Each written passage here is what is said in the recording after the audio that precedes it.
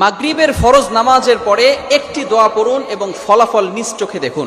কোনো ব্যক্তি যদি মাগরিবের ফরজ নামাজের পরে এই ছোট্ট দোয়াটা পড়তে পারে, আল্লাহ পাক রব্বুল আলামিন ওই বান্দাকে বিপদ আপদ থেকে হেফাজত করবেন। শুধু তাই নয়, আল্লাহ পাক রব্বুল আলামিন তার উপরে 10টি নেকি আল্লাহ পাক রব্বুল আলামিন তার আমলনামায় দিয়ে দিবেন। আল্লাহ পাক রব্বুল আলামিন তার 10টি গুনাহ মাফ করে দিবেন। আল্লাহ পাক রব্বুল আলামিন তার 10টি মর্যাদা বুলন্দ করে দিবেন।